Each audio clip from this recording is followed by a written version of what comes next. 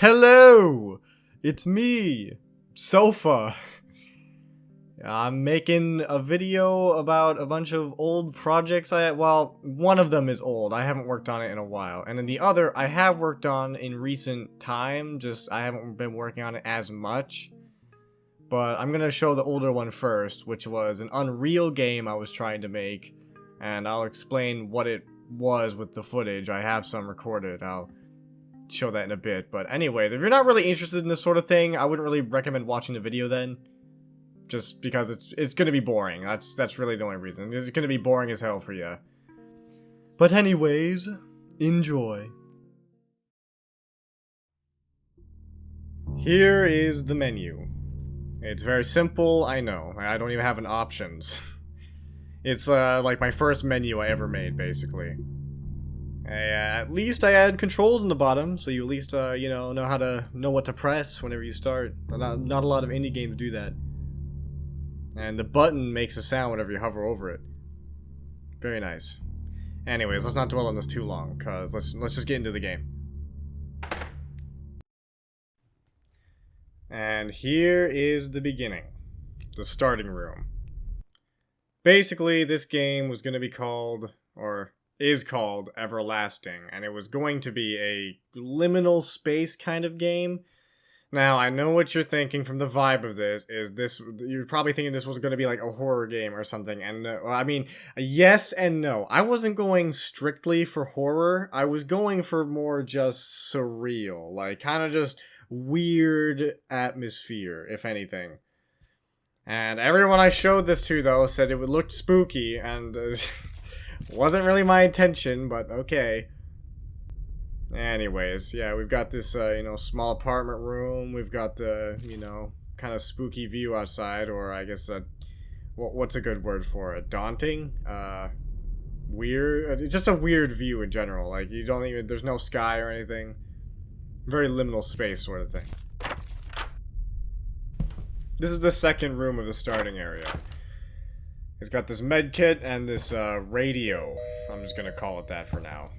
Now, the radios were gonna play a big part in this game because they were gonna be like, I guess, objectives? Well, it's not really an objective, like, it wasn't a game objective, it was a player objective. Like, it was gonna be in the description of the game I was planning to put that would say, like, oh, there are, like, so-and-so has met, like, so-and-so number of radios in the game. How many can you find? And it's basically gonna just be a secret hunt, because it was gonna be a bunch of super hidden secrets. Think of like Doom secrets, where you're like humping the walls basically to try and find these things. It was gonna be like that, and I guess more advanced ones I was thinking of making, but I didn't really get that far. Here's one of the secrets. Well, I guess the only secret, because this is the only map in the game that actually works, aside from the secret map I made, which is only a test as well. It's got a med kit, and it's also got a radio. Now, the thing about the radios, another thing about the radios was every single one of them would play a unique track that would kind of reflect the area they were found in. This one kind of just has a placeholder track, but I wanted to make something myself similar to, like, this. I'll show what the secret map is in a bit, but for now I also need to show you the healing animation that I made for this game, and I'm also very proud of. Before I show that, let me show this fall damage that I made. Yeah, it sounds pretty painful, huh? And here is the healing animation.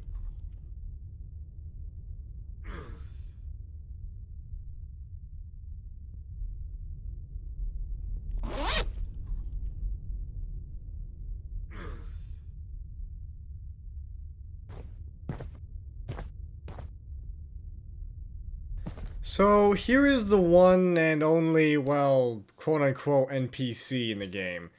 I say quote-unquote because he's not really even an NPC. He's kind of just a static prop that has a dialogue event. And what he says to you is this.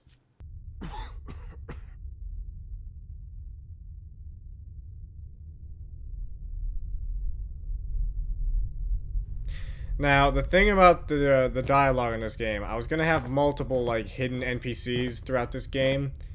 And all of their dialogue, all of it, would have something to do. Like, there'd always be at least one sentence with something about talking about your appearance, basically. Saying, like, oh, why are you so ugly looking? Like, oh, what the hell's wrong with your face? Or, like, stuff like that, basically.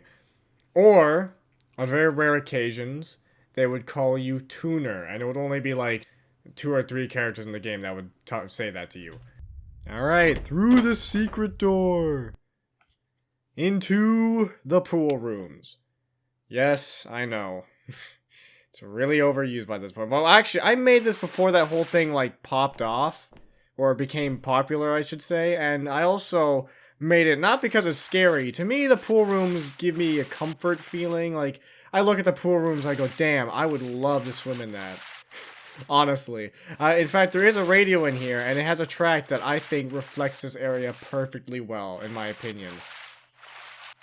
I'm quite proud of the water I did, though. It looks like water. It was really hard, surprisingly, to make it look like water. You'd be surprised.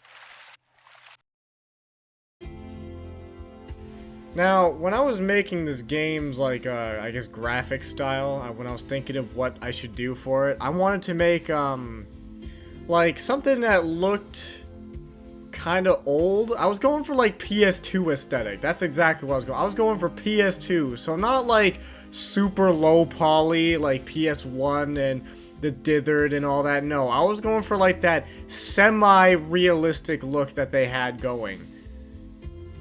And it kind of makes the game look really creepy, even when I'm really trying not to make it creepy. Like, this area isn't supposed to be that scary.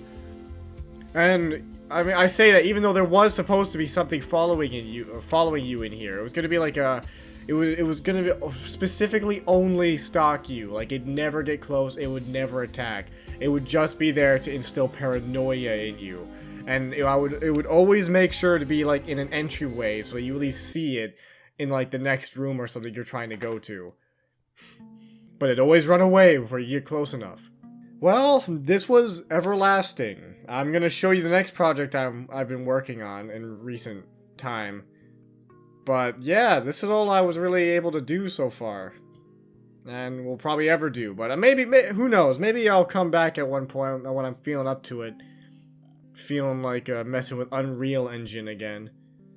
But I hope it was enjoyable to at least look through this relic of something I was trying to make. Anyways.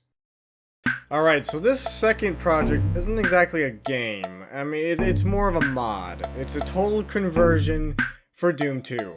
And it's Meat Guy. I mean, I was thinking of a different title, like, Meat Guy Exodus or something. That would have been good. But I'm just going with Meat Guy because that's basically what it is. I was going for heavy urban industrial themes, and I also wanted it to feel very oppressive, which you'll see in the 2 levels I made for this. Just like my last one, 2 levels, except this one would be a lot easier to make maps for. Well, debatable, actually, debatable. Anyways, this game actually has a complete arsenal. All I'm missing is enemies, and I have, like, I'd say 20% of them done, because I have one that doesn't show up in this video because I never placed them, but they are in fact functional, and they're the also only ranged, well, for now, only ranged enemy in the game. And yes, this game has enemies. I got that far. Amazing. Anyways, moving on.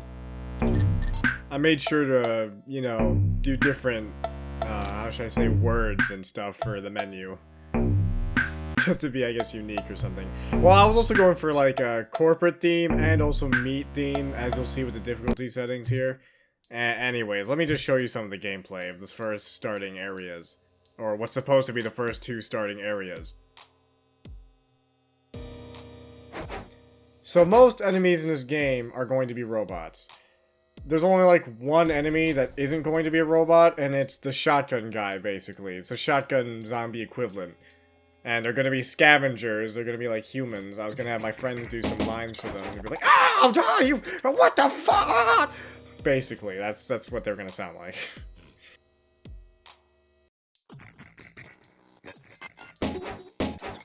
Now, you might be thinking that that standing animation for their death is their only death animation, and no.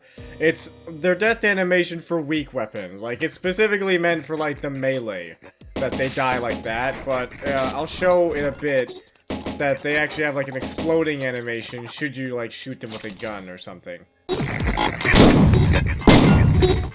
Yeah, like that. Here's a showcase of all of the weapons animations. Or I guess all of the weapons in action. Now let me quickly say this. You are not going to have all of these weapons at the same time. I plan to have it then one half of the game, you get one set of weapons, and then you lose that set of weapons, and then in the next half of the game, you get a completely different set of weapons. And that way there's like a, I guess, a progression system, you know?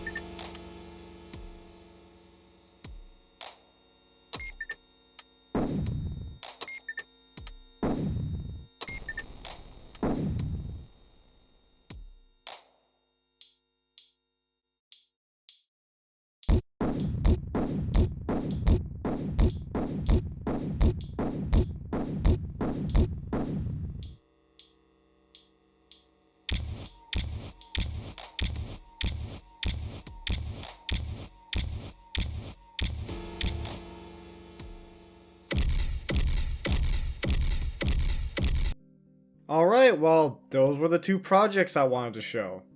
Yeah. I'm quite proud of what I've been able to do in, the Doom mod. I didn't even think I'd be able to make like, one gun. And here I was able to make, an entire two different arsenals and enemies. 3 enemies. I didn't show a third one, but there are 3 enemies. Well, I guess I'll be seeing ya. I hope you enjoyed looking through all my crap, I guess. And, see ya in the next animation I make or whatever. Bye!